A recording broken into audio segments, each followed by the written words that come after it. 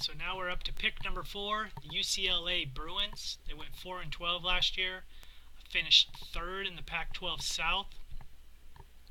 You know, Otterpop's really been trying to work on this defense over the last few years. Last year he took a big hit drafting Curley in the first round. He pretty much flamed out, and now he moved over to offense, trying to get salvage what they can out of him. They were back at it this year with the first pick at number 4. They took free safety Lewis Peden. This is a really nice player. 82 speed, good tackle 86.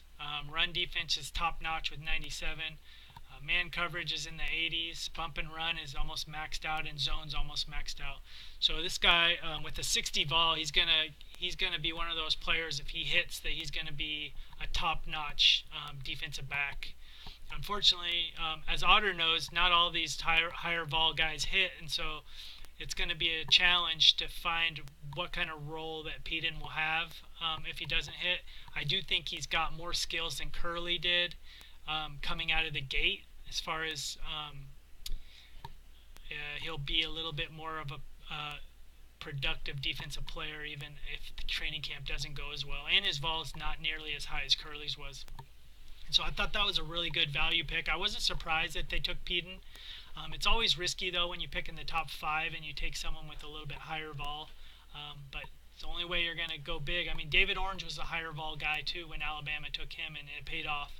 So I think that was a really solid pick at number 4. He'll slide right into that defensive backfield and most likely start from day one.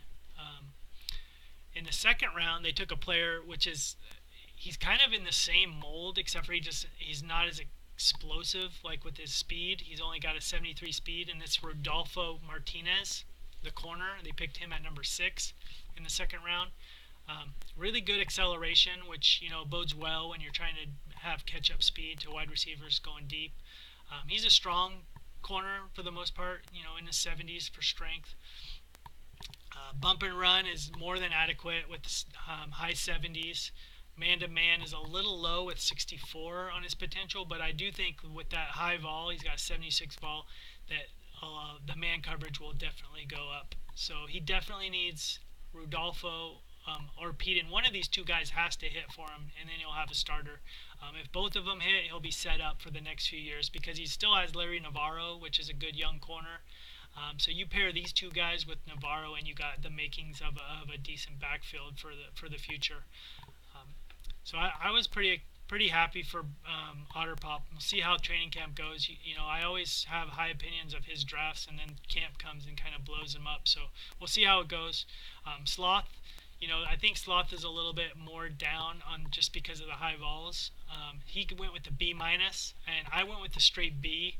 I think UCLA got 2 really good players. I just don't know if I can give them a high grade based on the fact that they're taking so much risk, especially picking this high in the draft. But I do think that to get studs, you have to take some chances every once in a while, and so hopefully it pays off for UCLA this year.